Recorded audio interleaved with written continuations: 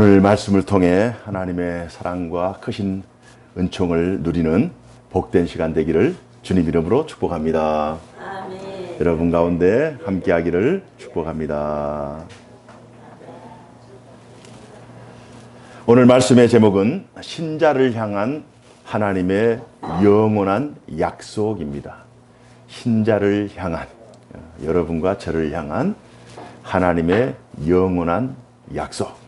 하나님께서 우리 신자들에게 약속을 주시는데 그 약속이 영원하다는 거예요. 영원한 하나님의 약속이면 그 하나님을 영원한 하나님의 영원하심이 강조되는 것인데, 하나님의 영원한 약속이면 하나님의 그 성품 안에 하나님께 약속하신 그 약속을 하나님께서 끝까지 지키신다라고 하는 하나님의 신실하심, 약속을 반드시 성취하시는 그런 하나님, 그 하나님이 강조됩니다. 그래서 오늘은 우리 각자에게 하나님께서 약속해 주셨는데 그 약속이 어떻게 우리의 삶에 적용되고 또 나타나는지 그 상황들을 또 현재들을 말씀을 통해 확인하는 그런 복된 시간 됐으면 좋겠습니다. 하나님의 약속은 영원한데요, 인간은 상황과 또 자신들의 형편, 처지에 따라 약속을 깨트릴 수가 있습니다. 인간이 연약하기 때문이죠.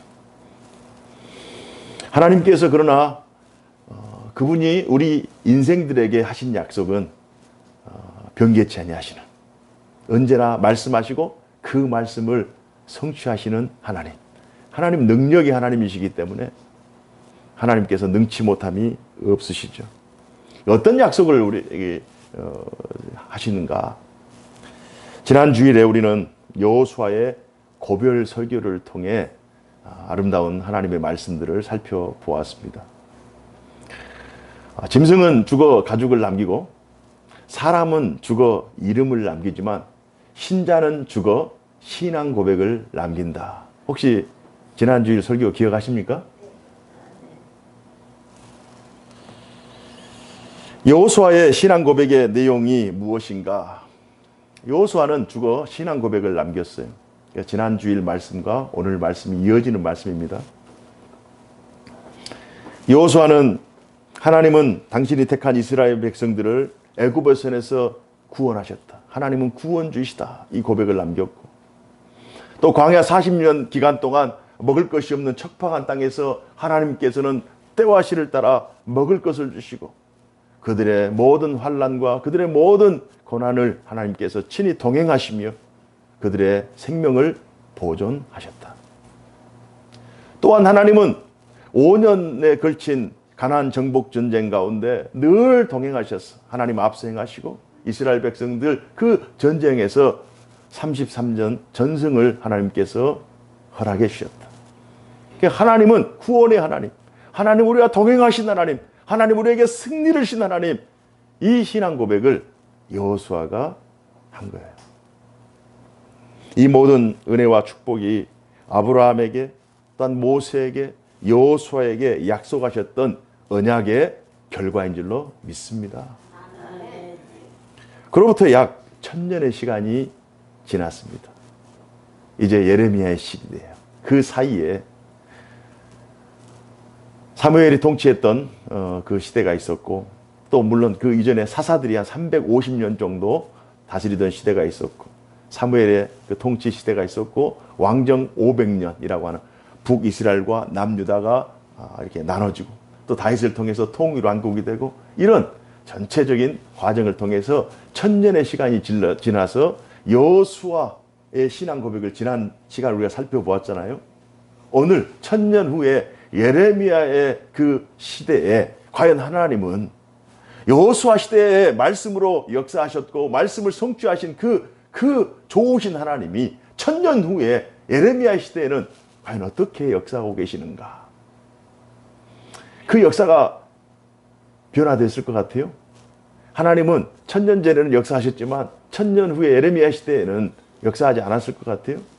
하나님은 작은 일에는 역사하지만 나라를 세우고 나라가 또 흥망성쇠하는 그 거대한 역사는 하나님께 주춤하실 것 같아요? 전혀 그렇지 않습니다. 천년 전에 여호수아 시대에 역사하셨던 하나님은 천년 후인 예레미야 시대에도 동일하게 역사하시는 하나님이신 줄 믿습니다. 남유다라고 하는 그 북이스라엘은 이미 아수리에서 멸망했고 이제 남유다, 다윗의 혈통인 남유다가 이제 꺼져가는 등불이 되어서 이제 마지막 왕 시드기야 왕 때 하나님께서 예레미야를 통하여 하나님의 말씀을 허락하십니다. 근데 이 시드기야 왕은 하나님의 말씀을 듣기보다도 오히려 자기의 생각, 자기의 경험, 자기의 지식, 자기의 그 세계관이 더 앞서는 사람이에요. 그래서 하나님의 종인 예레미야의 이 얘기를 하나님의 말씀으로 받지 못합니다. 그래서 결국 자신이, 이 시드기야 왕 자신이 원하는 말을 하지 않는 시드기야를 왕의 궁정의 뜰에 가둬버려요. 감옥에 갇히는 그러한 상황 속에서 하나님께서 예레미야에게 오늘 이 말씀을 하십니다. 그 말씀이 어떤 말씀이냐? 너희들 너 잘못했으니까 내 말을 안 들었고 거역했고 폐역했고 그러니까 너희들은 맞아서 결국 내 구원의 손에서 너희들은 다 벗어날 것이다. 쫓겨날 것이다. 이런 말씀이 아니에요. 물론 징계는 있어요. 고난이 있어요. 시련이 있어요. 하나님 말씀 앞에 순종하면 하나님께 복을 주시고 하나님의 말씀 앞에 불순종하면 하나님께 저주를 주신다. 이건 예레미야, 이건 여호수아 시대에도 하나님께서 약속하신 말씀이에요. 복과 저주가 나눠지는 거예요. 그 시간이 천년이 지났어요. 만약 그들이 하나님의 말씀 앞에 순종하고 그 말씀을 철저히 준행했더라면 오늘 이 지경까지 오지 않았겠죠. 나라가 망하고 북이스라엘이 망하고 남유다는 이제 언제 꺼질지 몰라는 풍전등화의 위기 속에 있는 거예요. 그 하나님께서 하나님의 말씀을 제대로 준행하지 않는 이들을 하나님께 채찍을 들고 그들에게 몽둥이를 들고 아수르를 세워서 북이스라엘의 몽둥이를 들고 바벨론을 또 세워서 남유다의 채찍을 삼으시는 거예요. 그런데 하나님의 본뜻은 징계가 아니라 사랑인 거예요. 오늘 권사님 읽어주신 본문 32장 36절 이하를 우리가 시간이 가더라도 함께 정독하면서 함께 읽었으면 좋겠습니다. 천년의 시간 이전에 하나님께서 여호수아와 그의 백성들에게 말씀하신 그 말씀을 만약 그들이 정말 잘 준행하고 순종했다면 오늘 이 말씀이 과연 기록되었겠는가? 그러나 천년 동안에 그들이 여호수아에게 약속하신 그 말씀을 제대로 준행하지 않았기 때문에 그들이 징계를 당하고 고난을 당하고 환난을 당한 거예요. 누구 잘못입니까? 그들의 잘못이에요. 그러나 아버지 하나님의 뜻은 징계가 아니에요. 그래서 오늘 본문을 통해서 한번 살펴보았으면 좋겠습니다. 36절인데요. 그러나 이스라엘의 하나님 여호와께서 너희가 말하는 바 칼과 기근과 전염병으로 말미암아 바벨론 왕의 손에 넘긴 바 되었다는 이 성에 대하여 이와 같이 말씀하시니라. 이제 바벨론에 의해서 이제 곧 멸망당하고 기근이 있고 전염병이 있고 말할 수 없는 비참 그 자체에 놓일 수밖에 없는 그들. 그러니까 현재는 비참하지만 그러나 아버지 하나님은 지금 현재 있는 그들의 고난을 통하여 그들이 깨달으면 또 이 고난을 통해서 그들이 깨닫게 하셔서 다시 하나님의 백성의 지위, 자격을 주시기 위하는 그 하나님의 마음이 있다니까요. 37절 다 같이 읽습니다. 37절입니다. 시작. 보라, 내가 노여움과 분함과 큰 분노로 그들을 쫓아 보내었던 모든 지방에서 그들을 모아들여 이곳으로 돌아오게 하여 안전히 살게 할 것이라. 38절.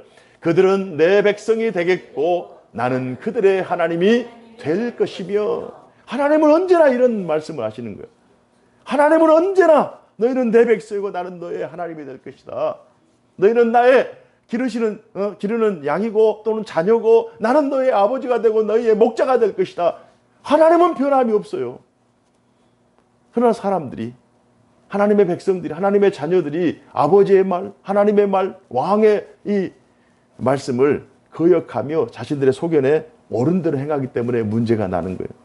38절 읽습니다. 다 같이 39절입니다. 시작. 내가 그들에게 한 마음과 한 길을 주 자기들과 자기 후손의 복을 위하여 항상 나를 경외하게 하고 40절. 내가 그들에게 복을 주기 위하여 그들을 떠나지 아니하리라 하는 영원한 언약을 그들에게 세우고 나를 경외함을 그들의 마음에 두어 나를 떠나지 않게 하고 내가 기쁨으로 그들에게 복을 주되 분명히 나의 마음과 정성을 다하여 그들을 이 땅에 심으리라. 아멘. 하나님의 본 마음, 하나님의 본 마음은 이스라엘 백성들에게, 택한 당신의 자녀들에게 은혜를 주고 평강을 주고 복을 주고 안위를 주고 기쁨을 주는 것, 이게 하나님 아버지의 본 마음이에요. 그래서 이걸 주겠다라고 1000년 전에 모세와 여호수아에게 말씀했잖아요. 그리고 그로부터 또 500년 전에 아브라함에게 약속했잖아요. 아브라함, 이삭, 야곱에게 약속하셨고 모세와 여호수아에게 약속하셨고, 그러나 이스라엘 백성들이 이 약속의 말씀을 받았음에도 불구하고 하나님 말씀에 순종하지 않고 자신들의 소견에 옳은 대로 행한 결과가 그들이 징계를 당하고 채찍에 맞고 또 서로 흩어지는, 또 포로가 되고 기근이 있고 전염병이 있고 전쟁이 일어나는 그러한 악한 결과로 이어진 것입니다.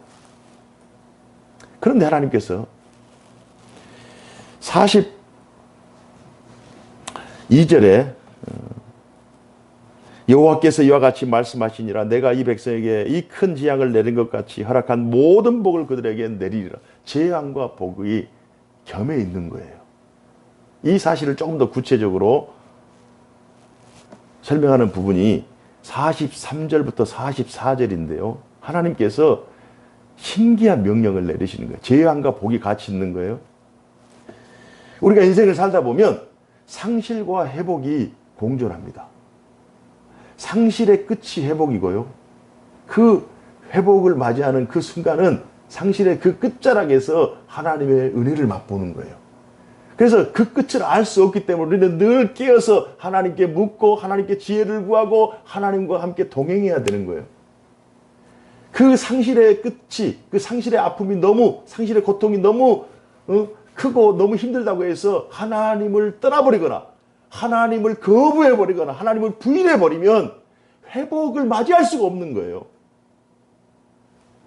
우리 장로님 기도했던 것처럼 이 밤이 깊으면 이제 환한 새벽이 더 광명한 새벽이 밝아오잖아요. 그 새벽이 깊은 밤과 새벽은 연결되어 있는 거예요. 그러니까 상실과 회복은 연결되어, 지금 고난과 축복은 연결되어 있는 거예요. 고난이 무겁고 고난이 버겁다고 해서, 내게 당하는 징계가 너무 아프다고 해서 하나님을 부인하거나 떠나버리면 회복을 경험하지 못하고 하나님의 진정한 복을 누릴 수가 없어요. 그래서 우리는 끝까지 하나님의 하나님 되심을 인정하며, 하나님은 우리에게 약속하신 하나님, 하나님은 우리에게 승리를 주신 하나님, 구원을 주신 하나님, 우리에게 복을 주시는 하나님이시다라고 하는 이 약속의 말씀을 믿고 그 자리를 버텨내고 견뎌내야 되는 거예요. 에레미야에게 어떤 분부를 내리시냐. 43절입니다. 다 같이 읽습니다. 시작. 너희가 말하기를 황폐하여 사람이나 짐승이 없으며 갈대아인의 손에 넘긴 바 되었다 하는 이 땅에서 사람들이 밭을 사되, 사람들이 밭을 사라는 거예요. 지금 나라가 망해가지고 이제 바벨론의 포로가 들어가야 되는데 밭을 사라는 거예요. 44절입니다. 다 같이요. 시작. 베냐민 땅과 예루살렘 사방과 유다 성읍들과 산지의 성읍들과 저지대 성읍들과 네겝의 성읍들에 있는 밭을 은으로 사고 증서를 기록하여 봉인하고 증인을 세우리니 이는 내가 그들의 포로를 돌아오게 함이니라. 여호와의 말씀이니라. 지금 나라가 망하게 생겼는데, 지금 풍경도나 후 불면 그냥 완전히 무너져 꺼져버릴 수밖에 없는, 역사의 뒤안길로 사라져버릴 수밖에 없는 그러한 그 절대절명의 순간에 하나님께서 예레미야를 통해서 너는 온 백성에게 가서 그들에게 있는 은금 폐물을 다 동원해서 밭을 사라. 그래서 토지 대장을 다 떼고 증서를 하고 증인을 세워라. 그리고 나서 그것을 간직해라. 하나님께서 돌아오게 하실 날에 그 땅을 너희들이 갖게 될 것이다. 지금 그 말씀을 받는 여호수아의 심정이 어떻겠어요? 눈에 보이는 것은 절망이에요. 눈에 보이는 것은 아무것도 없다고요. 그러나 하나님께서 에레미야에게 말씀하시는 거죠. 지금 눈에 보이는 것이 전부가 아니라는 거예요. 그러나 상실과 회복은 언제나 공존하는 거예요. 지금 우리의 삶 속에 여러분도 마찬가지일 거예요. 지금 눈에 보이는 그 상황이 내 계획대로 내 생각도 내 뜻대로 되지 않아서 너무 힘들고 너무 어렵고 마치 바닥을 찢는 것처럼 아직 바닥 안에 지하로 지하 안에 지하 2층 3층 4층 계속 넘어가는 그러한 암담한 그런 상황을 직면하고 있을 수도 있어요. 그러나 그럼에도 불구하고 그런 순간일지라도 하나님의 말씀을 붙잡고 하나님이 나에게 말씀하셨고 하나님이 약속하셨고 하나님의 언약이 하나님께서 그때 그 사람들에게만 아니라 오늘 나에게 주신 하나님의 약속의 말씀임을 붙잡고 믿음으로 이겨내고 견뎌내고 기다리면 하나님은 승리를 주실 줄로 믿습니다. 눈에 보이는 것이 다가 아니라는 거예요. 그러니까 사람들이 눈에 보이는 것이 다라고 생각하니까 그게 문제인 거예요. 하나님의 생각과 그 인간의 지혜로움과 하나님의 미련함 그 사이는 엄청난 간격이 있다고요. 하나님의 계획과 인간의 그 실제 사이에는 엄청난 간격이 있어요. 그래서 때로는 인지 부조화가 발생할 수 있어요. 하나님은 약속해 주셨는데 실제 나의 삶은 우리의 가정은 우리의 자녀들은 나의 직장과 나의 일터 나의 행해지는 모든 상황들은 영 아니거든요. 그래서 인지 부조화가 내가 인식하는 것과 실제 상황이 안 맞아. 지각된 간격이라고 그러잖아요. 간격이 이만큼 벌어져 있는 거예요. 아니 나는 이렇게 믿고 있는데 실제 삶은 이렇게 엉뚱하게 일어나니까 어떻게 되겠어요? 삶을 보면 실망할 수밖에 없는 거죠. 낙심할 수밖에 없는 거죠. 절망할 수밖에 없는 거죠. 찬양이 나오겠어요? 기도가 나오겠어요? 힘들면 기도도 안 나와요. 잠이 오겠어요? 안 와요. 그러나 그럼에도 불구하고 우리가 하나님의 약속의 말씀을 붙잡으라. 하나님은 살아계시고 하나님은 살아계셔서 역사하시며 하나님의 백성들을 끝까지 지키시고 끝까지 승리를 주실 하나님이심을 믿습니다. 눈에 보이는 게 전부가 아니에요. 상실과 회복. 그러니까 지금 이 나라가 지금 망해져 가고 있잖아요. 여러분. 지금 앞에 인차이나가 지금 문을 닫았어요. 맛있는 짜장면을 먹을 수가 없어서 너무 안타깝습니다. 지금 짜장면집이 문 닫는 것도 이 동네는 큰일이라고요. IMF 때 제가 IMF 좀 이유인가요? 거의 끝자락에 영국에 있을 때 종로서적이 문을 닫았어요. 종로서적 그러면 제가 지방에 있는 동안에도 종로서적을 구경하고 싶어가지고 종로까지 가서 일부러 종로서적에서 책을 사가지고 올 정도로 문을 닫은 거예요. 한 회사가 대우라고 하는 그 그룹이 문을 닫았잖아요. 동아건설은 문이 닫았잖아요. 한 회사가 문을 닫은 것도 엄청난 일이잖아요. 그런데 지금 상황은요. 에레미야 이 상황은 지금 나라가 문을 당하는 거예요. 나라 폐국하는 거예요. 폐국. 폐망하는 거예요. 그 시점에 아니 나라가 있어야 은행도 있고 나라가 있어야 경제도 있고 나라가 있어야 회사도 있고 나라가 있어야 공무원도 있고 나라가 있어야 군인도 있고 나라가 있어야 먹고 살 거 아닙니까? 그러니까 우리가 기대하는 최고 기대하는 모든 것 그 안에 다 나라가 있는 거예요. 우리가 신앙생활 하는 건 나라가 지금 붕하니까 신앙생활 하고 있는 거예요. 나라가 없으면 아무것도 못합니다. 그래서 나라와 민족을 위해서 기도해야 돼요. 그러나 중요한 것은 뭐냐? 지금 나라가 망하고 있는 순간이에요. 그럼 모든 걸 다 잃는 순간이잖아요. 절망할 수밖에 없는 절망의 끝자락, 희망의 그 작은 씨앗도 발견할 수 없는 이제 절망 그 자체인 거예요. 그러나 그때 완전히 사람들의 마음속에 상실감 그밖에 없는 그때 하나님께서 네 가지고 있는 은금을 팔아서 땅을 사라. 서로 사라. 이게 가능하겠어요? 지금 은금을 팔아서 땅을 사라. 지금 은금을 모아가지고 다른 나라로 이민을 가든지, 또 나라가 망하게 되면 어떤 종잣돈이라도 준비를 해야 될 거 아닙니까? 그런데 자기가 있는 그 재산을 팔아서 땅을 사라고 하니 이건 인간의 논리로 도무지 이해가 안 되는 거예요. 그런 하나님은 역사를 주관하시는 하나님이신 줄 믿습니다. 시작과 끝은 하나님이 결정하시고 그 과정을 가장 선하게 인도하신 분이 하나님이에요. 인간은 그걸 모르는 거예요. 표층적인 것, 심층적인 것을 몰라요. 표층에 나와 있는 표면적인 것만 이해하면서 아 좋다, 아 싫다.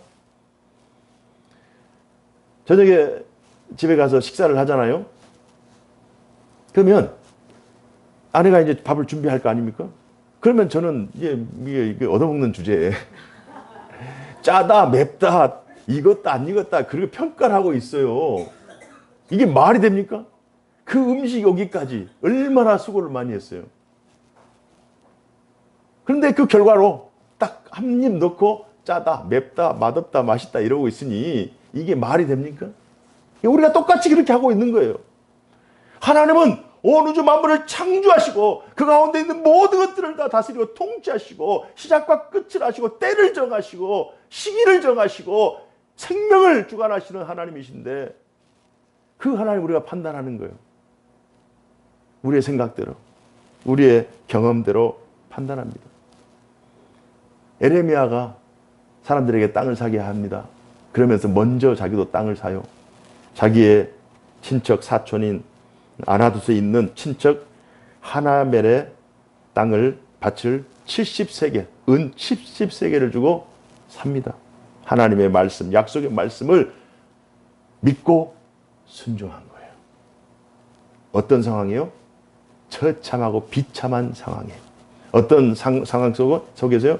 정말 절망할 수밖에 없는 아무런 희망이 보이지 않는 희망이 예측되는 순간에는 하나님 하겠습니다. 이럴 수 있잖아요. 계산해보고. 그러나 지금 절망이 예측되는 순간이에요. 아무런 희망이 없는 거예요. 이제는 이제 셔터를 닫는 거예요. 셔터를 내리는 거예요. 이제 끝나는 거예요. 그 회복의 시기가 언제인지도 몰라요. 나중에 70년이 걸렸잖아요. 하나님이 정한 시간. 그런데 밭을 사는 거예요. 여기에서 우리가 깨닫게 되는 것은요.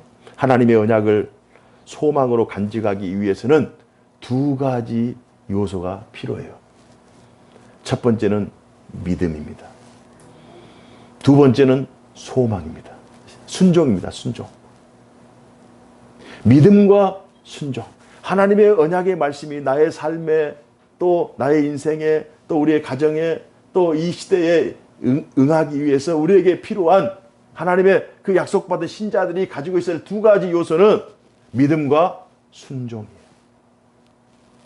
제가 말씀을 준비하면서 믿음이라고 하는 단어를 한번 성경에 과연 믿음이라는 단어 우리가 너무나 좋아하는 단어잖아요. 몇 번이나 있나 한번 조사를 해봤어요. 총 233회가 나오더라고요. 믿음이라는 단어가. 신약 성경에 230번이 나오고요. 구약 성경은 딱 3번이 나와요. 믿음이라는 단어가. 3번 중에 사울 왕의 믿음이 언급되었고요. 사무엘상 14장 33절에. 그리고 나머지는 다니엘의 믿음, 그리고 하박국의 믿음. 다니엘 6장 23절에 왕이 심히 기뻐서 명하여 다니엘을 굴에서 올리라 하매 그들이 다니엘을 굴에서 올린즉 그의 몸이 조금도 상하지 아니하였으니 이는 그가 자기의 하나님을 믿음이었더라. 정말 납득하지 않는, 자기는 정직하게 행했어요. 의롭게 행했어요. 충성했어요. 성실했어요. 그런데 오해를 당한 거예요. 배신을 당한 거예요. 그래서 사자굴에 들어간 거예요. 사람들이 모함해서 의인을 죽이려고 하는 거예요. 여러분도 그런 경우 있잖아요. 사랑을 베풀었는데 돌아오는 것은 사랑의 열매가 아니라 배신의 열매가, 쓴 열매가 다가오는 거예요. 그래서 배신자들은, 또 악한 자들은 의인을 잡아 죽이려고 하죠. 그러나 하나님은 그 생명을 보존하신다. 무엇을 보시고요? 그 의인의 믿음을 보시고. 그래서 하박국 2장 4절에 하박국 선지자는 보라 그의 마음은 교만하여 그 속에서 정직하지 못하나 의인은 그의 믿음으로 말미암아 살리라. 아멘. 어떤 상황 속에서도 의인은 믿음으로 말미암아 사는 거예요. 기독교 역사 가운데 가장 위대한 전도자요, 또 설교자요, 교사요, 학자요, 또 목회자인 바울 사도는 갈라디아서 2장 20절에 믿음에 대해서 이렇게 고백합니다. 그의 인생 전체를 통합해서 신앙 고백을 하는데, 어떤 신앙 고백을 하느냐? 갈라디아서 2장 20절, 내가 그리스도와 함께 십자가에 못 박혔나니 그런즉 이제는 내가 산 것이 아니요 오직 내 안에 그리스도께서 사는 것이라. 이제 내가 육체 가운데 사는 것은 나를 사랑하사 나를 위하여 자기 자신을 버리신 하나님의 아들을 믿는 믿음 안에서 사는 것이니라. 아멘. 자신의 삶은 이제 자신은 명예도 가져받고 부도 가져받고 이름도 가져받고 건강도 해받고 젊어도 받고 할 수 있는 건 다 해봤어요. 그러나 자신의 인생을 돌아볼 때 가장 중요한 것은 이제는 그가 하나님의 아들 독생자 예수 그리스도를 믿는 믿음으로 사는 것, 이것이 제일 중요하다. 이것이 거짓말이 아니다, 이것이 거짓된 고백이 아니라고 하는 이 사실을 누구를 통해서 확인해 볼 수 있느냐? 믿음으로 낳은 자기의 아들 디모데, 그 아들에게 마지막 유언 같은 메시지를 전하는데요. 디모데후서 4장 7절 8절 내용에 보면 바울이 자기의 아들, 만약 그가 자기가 믿었는데 믿음이 아닌가 보다 하면 이 말씀을 자기 아들에게 유언같이 말을 못하는 거죠. 신앙 고백을 못하는 거죠. 그러나 자기도 그렇게 내가 이제 사는 것은 나를 위하여 나를 자기 몸 버리신 하나님의 아들 믿는 믿음 안에 산다라고 하는 이 고백을 자기도 하고, 그것을 마지막 자기의 자녀에게 하는 거예요. 믿음의 아들에게 하는 거예요. 디모데후서 4장 7절 내용에 나는 선한 싸움을 싸우고 나의 달려갈 길을 마치고 믿음을 지켰다. 믿음을 지켰다. 이제 후로는 나를 위하여 의의 면류관이 예비되었으므로 곧 주 의로우신 재판장이 그날에 내게 주실 것이며 내게만 아니라 주의 나타나심을 사모하는 모든 자에게니라. 아멘. 그러니 너도 나처럼 믿음의 선한 싸움을 싸우고 달려갈 길을 달리라는 거예요. 히브리서 11장 내용 믿음장이잖아요. 히브리서 11장은 1절부터 40절까지 이루어진 장입니다. 그런데 믿음을 얼마나 강조했느냐? 무려 믿음이라는 단어가 25번이 나와요. 40절 중에 25번이 믿음이 나오는 거예요. 믿음이 얼마나 중요한지 알겠잖아요. 믿음은 바라는 것들의 실상이요 보지 않는 것들의 증거라고 하는 거예요. 믿음이 있으면 보이는 거예요. 믿음이 없으면 보지 못하는 거예요. 선진들이 이로써 증거를 얻었느니라. 그러니까 하나님의 약속의 말씀, 우리가 받고 있는 이 하나님의 약속의 말씀을 믿음의 눈으로 보면 하나님의 살아계심과 하나님의 역사하심을 실제 우리의 삶 속에서 고백하며 참고 견디며 인내하면서 하나님께서 그 약속의 열매들을 받을 수 있는데, 그 때를 우리가 정하지 말자고요. 그 기간을 우리가 설정하지 말자고요. 하나님이 정하신 때에 하나님의 방식으로 믿음의 열매를 허락해 주실 줄로 믿습니다. 그래서 하나님의 말씀을 신자가 그 약속을, 언약의 약속, 영원한 약속의 말씀을 받잖아요. 중요한 것이 믿음. 두 번째는 순종이에요. 믿음과 순종은 함께 존재합니다. 믿음이 있어야 순종할 수 있고요. 순종의 결과로 믿음을 확인할 수 있어요. 믿음이 먼저예요. 믿음이 있어야 순종할 수 있잖아요. 그러니까 믿음이 있다고 하면서 순종하지 않으면 순종의 결과가 나타나지 않아요. 순종의 결과를 통해서 믿음을 확인할 수 있는 거예요. 그래서 믿음과 순종은 같이 가는 거예요. 히브리서 11장 8절에 믿음으로 아브라함은 부르심을 받았을 때에 순종하여. 그러니까 믿음과 순종이 같이 겸해서 이게 기록된 성경 구절이 몇 구절 안 돼요. 한 4구절 정도밖에 안 돼요. 성경 전체에서. 근데 믿음으로 아브라함은 부르심을 받았을 때에 순종하여. 믿음으로 순종하는 거예요. 장래 유업으로 받을 땅에 나아갈새 갈 바를 알지 못하고 나아갔으며. 갈 바를 알지 못하고 가본 적이 없는 곳을 가는 거예요. 믿음으로 가는 거예요. 하나님이 가라 했으니 순종하며 가는 거예요. 하나님께서 가나안 땅, 약속의 땅을 그의 후손 여호수아 시대에 허락하신 줄로 믿습니다. 아브라함 때 아닙니다. 자기의 자식 때도 아니에요. 500년이 지난 때에 하나님께서 그 땅을 허락해 주셔요. 그 땅에서 1000년을 살았는데 하나님께서 너희들 하나님의 약속의 말씀을 지키지 않으니까 70년 동안 포로를 보내요. 다시 또 그 땅에 돌아오게 해요. 그러고 나서 한 몇백 년 또 살다가 예수님 이후에 예수님 이제 승천하시고 예수님 돌아가시고 그러고 나서 이제 흩어지고 로마에 의해서 또 멸망한 다음에 1947년 무려 1900년 동안 나라 없이 땅 없이 돌아다니다가 하나님께서 다시 또 불러세워요. 우리가 상상할 수 없는 시간대, 우리는 지금 당장 내 때 이루어지지 않으면 이건 하나님 살아계시지 않는 거예요.